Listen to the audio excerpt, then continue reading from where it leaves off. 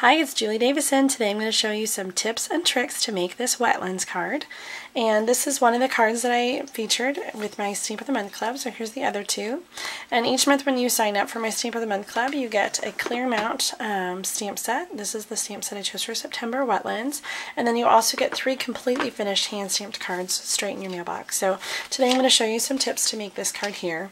And we're going to start with the goose. I'm going to show you how to make the tag. So the tag is a piece of very vanilla cardstock that is 3.5 inches by 2.5 inches. And we're going to stamp the goose first. And I used 2 different colors on this stamp. I wanted the goose to be brown and the grass to be green. So I'm going to start with the markers and the brush tip and do the grass in green. And then I'll use the brush tip of the Early Espresso to do the goose in brown. It's a nice way to get different colored images, and I use my markers all the time.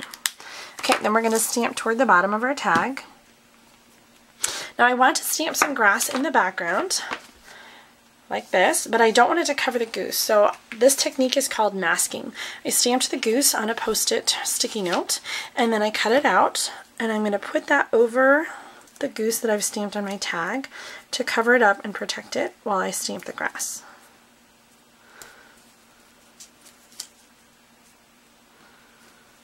Okay, then I'm going to use Always Artichoke ink pad, and I'm going to stamp the grass on the tag over the goose.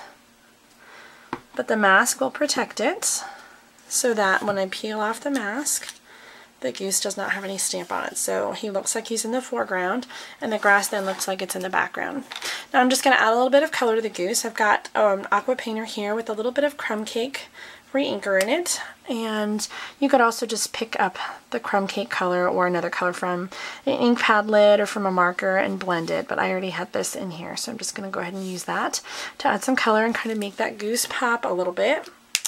And now I'm going to do tags for the ends of the tags, and I found that I could use my Hexagon Punch to get a perfect tag corner. I always struggle with cutting them and having them be even, but the Hexagon Punch works perfectly for that. So I'm just going to line it up so that I have the corners of the triangle here on the straight edge of the hexagon. And then if it doesn't go quite perfectly, you can take your scissors and just trim off the little notch, but I do find that it helps to get nice even corners on the tag.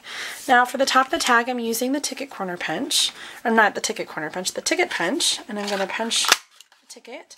I'm going to use the larger ticket and fold that in half to put at the top of the tag.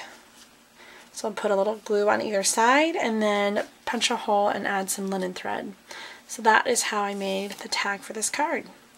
I hope you'll try some of those techniques at home. Thanks so much for watching. Happy stamping!